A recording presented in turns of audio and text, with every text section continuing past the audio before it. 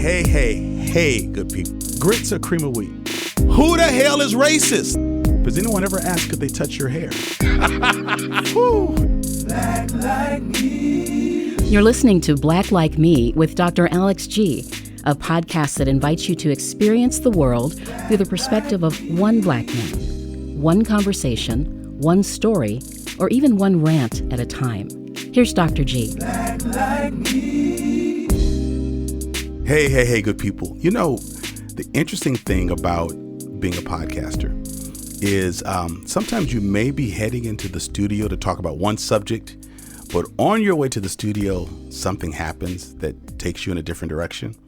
Today is one of those days. And so I just need to rant for just a minute so that this shit, shall I call it? Is that okay? Can I say shit, Jeremy? It's your show. Okay. Don't edit this part out. Jeremy is one of my editors. Do not edit that part out. Okay, so I've been having this conversation with an individual. I'm trying to be as generic as possible.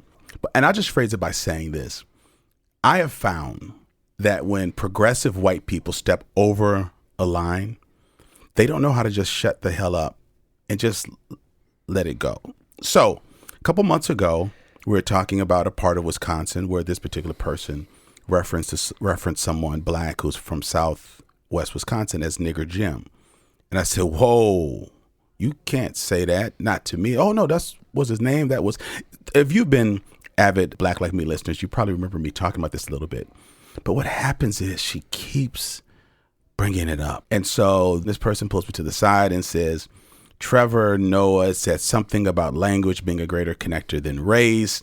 And so this person, Nigger Jim, was really accepted by the Welsh community because they share language and culture, which means, and I said, well, you know, immigrants were some of the most racist people in the country because of fighting for social status. And she said, oh, so now you're prejudiced. So then what that's saying is you called me on being a racist and saying the N-word. So now I caught you.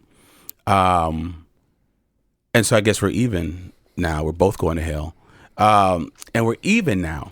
And I just said, why do we keep bringing this up? Like, stop feeding me material like this. And so I've got my resident white people here. I've got my podcast manager and my engineers and my editors.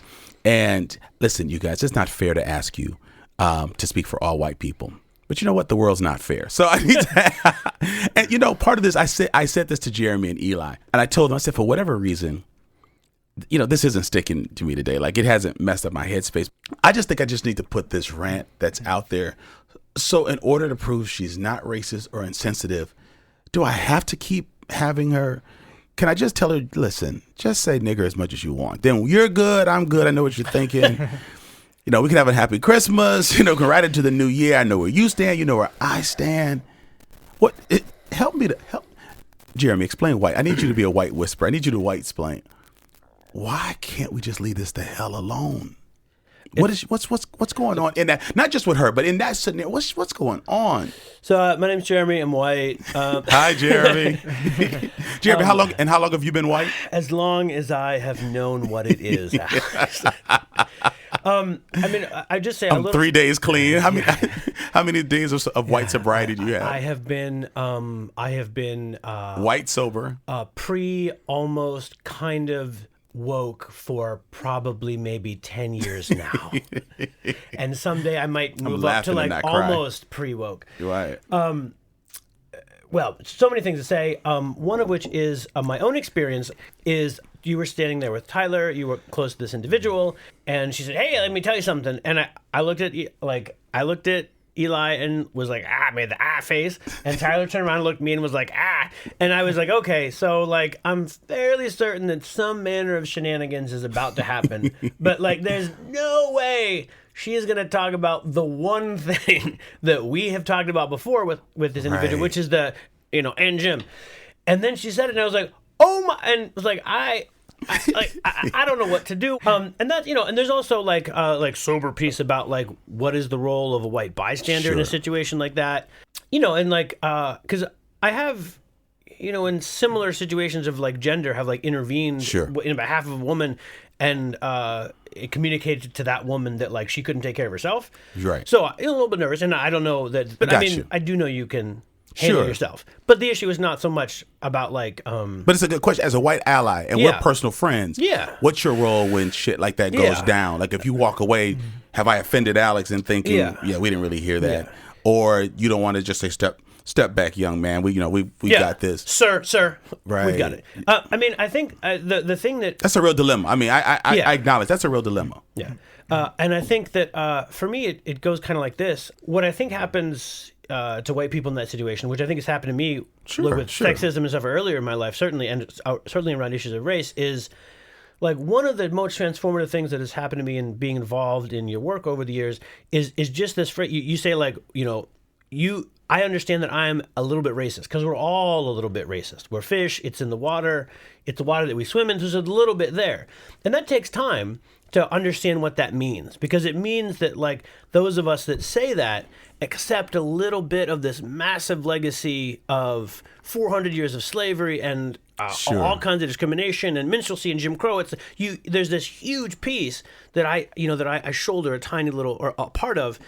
And I think that part of like, and that is a huge step, because as we've talked about before, like two white people being racist or being called racist is one of the worst things Sure. that someone can do them. And whether that's trumped up to defend themselves, I don't know, but it's certainly one of the things that feels really real. And you watch the way white people react to being accused of it. It's like, And black people are like, deal with it so we can move on it's like, and play checkers or whatever. right. It's like, we've assumed because you swam in this water Yeah. It's like, that, it's already part of the calculation. It's right. And we're not holding it against you, but it's ignoring it that Yeah. that holds you against And so it. I think the continued defense of it is like a white person recognizing, I said this thing, it might be a little bit racist. It feels normal to me. Right. Like it feels normal that I'm talking about, this guy Jim who's accepted by these Right, Welsh folks, right. but it feels like person staked out a position and realized that position was over a line that they didn't notice. Right. And so as opposed to saying, oh, hey, I made a mistake. This did not feel Right. racist to me. And you validate it by saying Trevor Noah.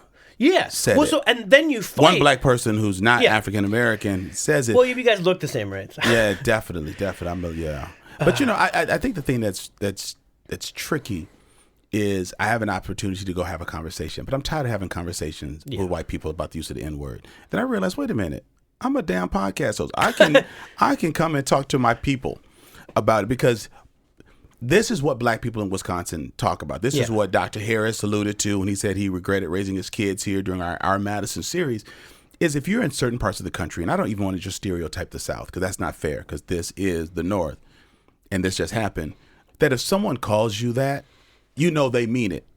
Yeah. In other places, they say it, and I'm not saying that that's what she's calling me or sees me as, but the fact that you just can't let it go. That if someone calls you that name, you're like, okay, I'm alone. They got 6 of them. I'm not going to say anything back. I might write their license plates down. But here in the North, particularly in Madison, people want to go through all kinds of shenanigans or social or cultural calisthenics to prove that they're not insensitive. So they'll say it or tell you about the kids they've adopted rather than just connecting. Is there anything else we can talk about? And so then how do I work to not sound like, well, that's unfair. You got a bully pulpit. You're going to go and talk on your show about it. Otherwise, I take this shit home, and I'm not going to take this out on my wife or my daughter or my white staff member. That's not fair to you, Tyler, is it? Or Eli, that's not fair. So what do? And then I have folks who go through this at work every day, and they're black, and they don't have a place to go. So, you never come to the staff parties. You never come to the gatherings. You never come to the potlucks. You never come because you don't understand that one of the people who organized the stuff said something one day and you don't even know how to voice it. So I'm putting this out here because, one, I don't want the listeners who are non-black to not know. I mean, I want them to know how to navigate, but I also want to give voice to black folks who keep having conversations they don't want to have. Because I didn't get up I got up early this morning. I started having meetings at 7:30. Shut up, Tyler. 7:42. I was a little late. Having these meetings. But really, if I don't voice it and somehow laugh at the silliness of it, this isn't destroying my day. I'm not questioning who I am. But if you're not dealing with bosses saying things insensitive, you're dealing with people who manage the front office or the first people you see coming in the door in a situation doing it. So like you get it coming and going. So Tyler, I'm not putting all your stuff out there. I will say Tyler hung back to kind of say some things because, and I didn't ask him to. I just at some point I just said, don't bring this up to me again. I really want to say don't talk to me again because now it's this on top of the embarrassment of having said that. So if even if she felt embarrassed that she said Jim was accepted, I wasn't. My subject, my mention to her, our discussion was not whether or not Jim felt that he was welcome there. If you call the N word and then your name, you're not welcome. But it was her use of the word to me. So is she justifying him? Is she justifying it? And I just don't want to get up and have that talk with white people every day or every morning I walk into a location. I am feeling better. But Tyler, I know you got to hang back there a little bit. And I don't need you to go into the details of what you talked about. I don't want you to do that. But I think what's very interesting is it throws you all off because you have to ask yourselves, okay, is he expecting me to say something? Will he, being Alex, be mad if I don't say anything? But if I step in, am I insinuating that he's not strong enough to handle his own business? So I'm not the only one thrown into the tailspin today.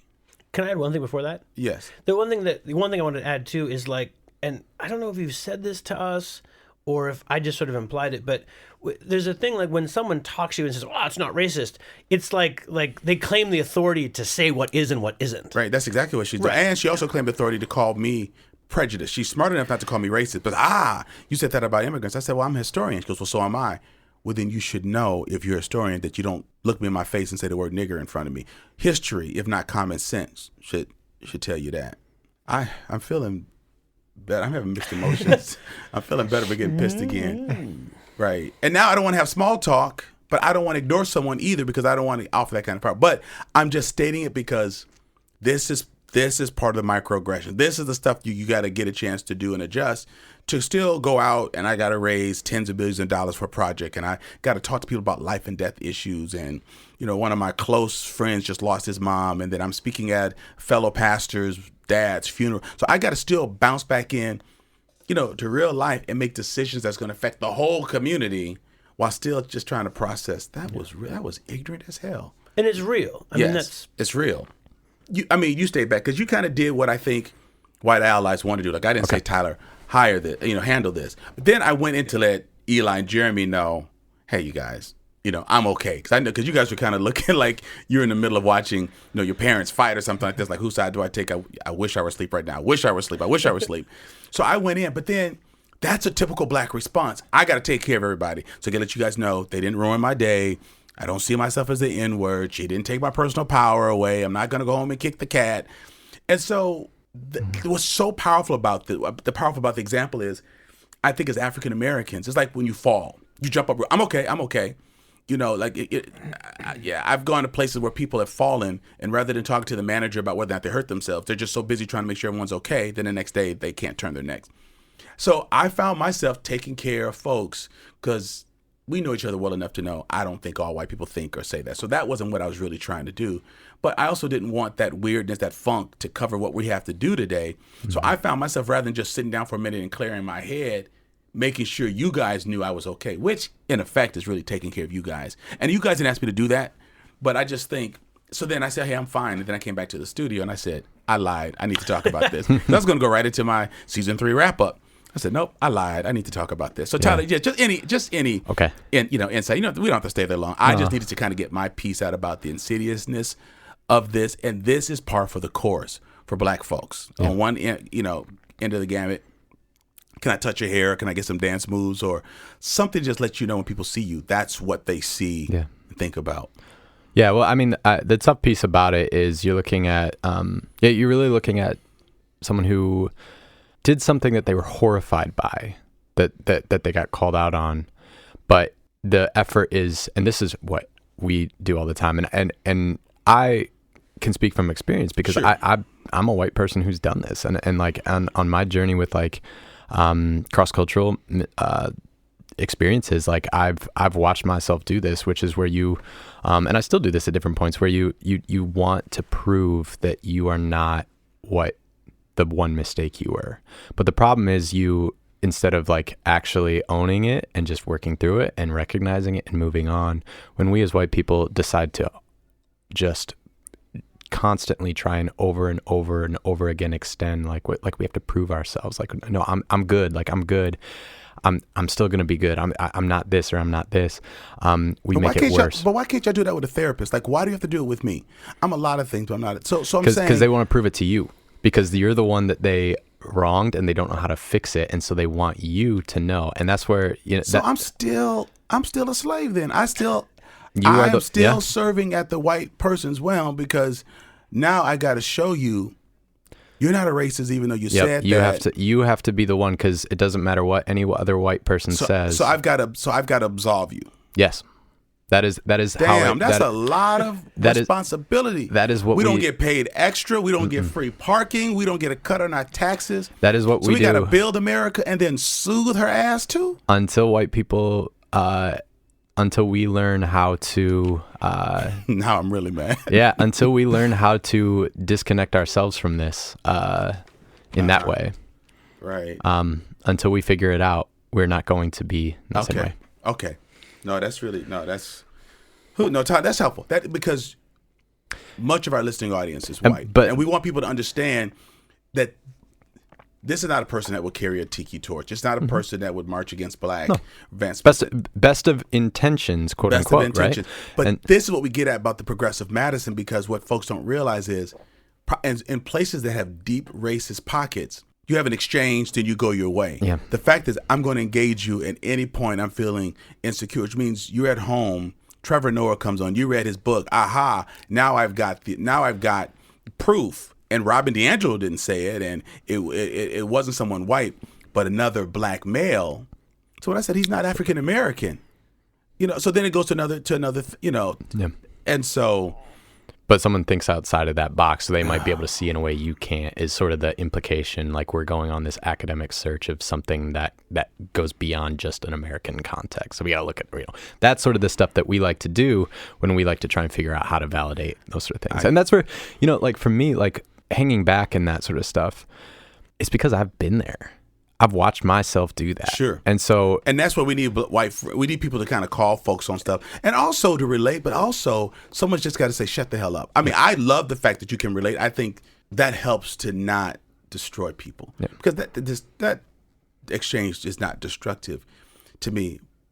But as allies, someone that sometimes just got to tell people, shut the hell up. Like, just, and I'm not saying that's what you should have said. I'm just saying at some point folks have got to say stuff to people, because how long do you say, I understand, I know, I've been there? And so, Eli, I want to ask you a question.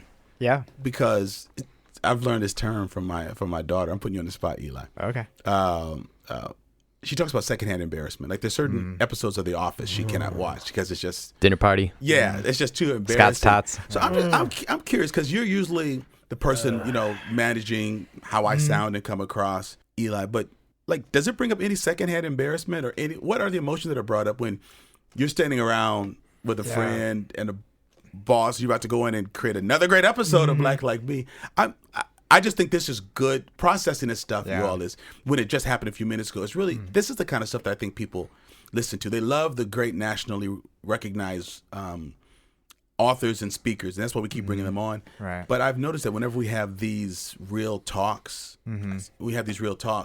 I find that people really like that as well. So I'm curious. Let me get back to my question about secondhand embarrassment, or what's the emotion? Especially in this case, I think the secondhand embarrassment was, there was like three of us white guys kind of standing around, and I was a little ways away. And when I got in here, I told Jeremy, I was like, if I stay out there, it's kind of like watching a train wreck. And I don't look away. Yeah, and part of me wanted to be like, let's listen to this stupid thing she's gonna say. But that also like goes back to what Tyler said, and I can't judge people too much because I make mistakes too in how I say things and the biases I still hold on to. So I guess I didn't really want to stand there and kind of relish in that and feel like, oh, I'm so much more woke than she is or whatever. But yeah, there is that balance of like, I should do something. Shouldn't just stand here and listen to that. But I think there is some secondhand embarrassment. No, I got you. Yeah. And I think, I think because it's that combination really, because typically I'm, being pastor as well. Like you usually listen to people a lot and do that sort of stuff. Right. But one of the other pieces about doing something like being a pastor is you have to speak truth too. So like, I can like when I walk through that, I empathize, but I still say what needs to be said. You know, I gotta like, look, this is what's going on. And I think that's one of the things that that plays into the, am I just, as a white person, am I just letting stuff like go by because I don't want to, jump in. And I'm not saying anything about Jeremy and Eli. I think they saw that I was going to do that anyway. So about that, but like that ability to, as a white person, know your context, know what you've come from, not just become the woker than woke person, but the person who can look compassionately and say, I know what you're doing because I've been there, but this is what's got to go forward. This is what we got to do. Now I want to just reel you and Eli in together because you all are part of my staff as well. I mean, like like the podcast is a standalone, Black Like Me is a standalone thing, but you and Eli are part of, my nonprofit. I mean, you get paid. I sign your checks. I mean, so we got. Thank you very much for that. I appreciate that. Hey, some of my best employees are white, and so it's a different. So we interact with each other a lot, and we interact with an organization that really focuses on anti-racism, but not only building capacity in our African American folks, but building capacity, as we talked about at our retreat recently, Eli, building capacity in non-Black people, particularly whites, and understanding what the lay of the land is like and what they need to understand in order to really become a part of bringing healing to the community. Talk to me, you two, about the gamut of emotions. So when something like that happens, do you wonder, well, what if I say something like that? Am I going to be booted off the staff, or is he going to look at me differently? Do I get closed outside the Black circles? So because you all work in an environment that's predominantly African American, I think that there are two things you can help our white listeners to understand: an honest discourse about what you think or fear in that situation, because I know that that was out the box, but at the same time, you don't want to come across as the overly woke white male, because then you may fall, and then where would the grace be? But at the same time, someone's got to say, after empathizing with white people and say, were it not for the grace of God, I'd be there too. Who tells people shut the hell up and just let this? Because people are wondering about this. They're stuck because it's easy to empathize, and that's an appropriate thing to help people because that brings about change. But then, what happens if we have to empathize like every week? So my question to you two both: you're doing anti-racism work. It's not a predominantly Black organization. You both report to Black supervisors. You work around Black folks. Just talk to me a little bit about the emotion, about what your response should be, or what goes on in your head when people are saying, when a train wreck like this is happening, Eli? I mean, what I sort of recognize in it is what we talk a lot about here in Madison, a college town, university town, that there's this intellectualizing of sort of these types of conversations. And I think in this case, that's a lot of what's happening. I mean, this is over months, this situation we're talking about, that this keeps getting brought up by this person. And I think it's people trying to process and deal with these issues without being really connected to people involved in it. And so I think in the workplace, or as we have conversations with people in our work, I hear that happen a lot. Or even in the circles of people, around my neighborhood, is they don't have the context of seeing people as just human and real people, but they just want to discuss these ideas. And I think I fall into that sometimes too, where I might be in our office and want to say like, hey, what'd you think of that new Kanye album? Or like, what's your thought? And I think sometimes people are like, why you want my hot take on the, like as a Black person, that's all you're interested in. But me sort of learning to like hold back on that and maybe like, let's get into real life a little bit, what's actually going on in our lives, instead of me just trying to like work out these concepts I may be like reading about or something like that. So I think it's me trying to get away from that and really bring it back to seeing people for who they are in their regular life. And so, and I just encountering a lot of other white people in this work that we talk to, that's often kind of getting past that point. People want to spout a lot of the sort of things they're learning and reading and stuff, which is good to process, but you have to sort of know who to do that with, what is the right setting, what's the right context. And so I think often it is, we say like once you have an experience with actual situations, it kind of changes your view. It becomes more real. Goes past the sort of intellectual phase of it. So I don't know. That's a lot of my experience. Sure. But people, the first place they want to go, because it feels safer, is to kind of let's have just like a conversation where we can talk about ideas and theories or what this person said or something. Yeah. Because many times white people have told me they don't feel like they can get any traction if they have that discussion with white people. Or do they feel like they're being racist if a couple of white people get in a corner and start talking about those things? Yeah. If you've got a rapport with people on your team, and you've been a part of our team now for what, a year? Year and a half, yeah. Year and a half. You talk with people about things besides Kanye's music. So if you do ask that, you probably have the rapport so that you can. I mean, you bring that up with someone who's a fellow musician or a Kanye listener, or you're curious about their take on something we work on. Right. We work around issues of mass incarceration. Let's just say he makes a flippant comment. Yeah. You can be asking those questions, but I think it's different when you got a rapport and a relationship. And so, Tyler, I'm curious about your take on That's a lot of what I was going to say, or at least refer to, because for a lot of individuals, especially in Madison, but for individuals who might do something like this or want to process, you might be the only Black person someone interacts with in a week. And so the blessing of being someone who works in a cross-cultural organization, but a predominantly Black-led, Black everything organization, is that you learn how to adapt instead of it having to be the other way around, like African American having to adapt to whiteness all the time. And there's still those dynamics that we have to be owning and conscious of as white people working in this organization, to be aware, like, what ways are we bringing that to the table in some ways? What ways may I be acting out of that? What ways am I, all of that. But like the blessing of being able to work in a cross-cultural space like that is you actually get the natural, not forced, not I have to practice my wokeness on any one aspect of work. Or I think that's important in any space you go to. It's why, a lot of times we talk about whether in specific church world stuff, like being a white person going to an African American church isn't just an experiment, or like that was a nice cultural experience. It's how are you actually letting your life be shaped or reshaped or influenced by a different culture than yours?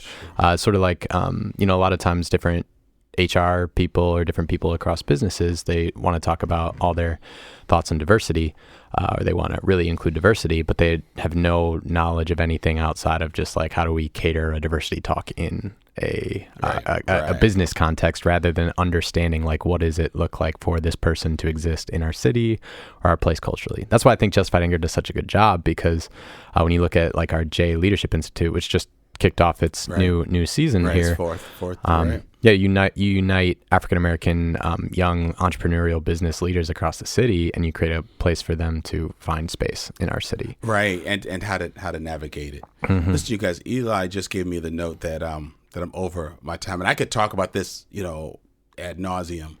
But speaking of nauseum, I am feeling a little sick to the stomach on this subject matter. But thank you all for weighing in on this. I need to do this rant a little bit, and I feel like I've talked it through to a point of greater clarity. I do want to say to our supporters or listeners, people who are leaning in by being a part of Black Like Me, when this happens to us, at least I'll just speak personally. I don't ascribe this to all white people. I don't go out and I'm guarded and I'm mad at everyone that's white.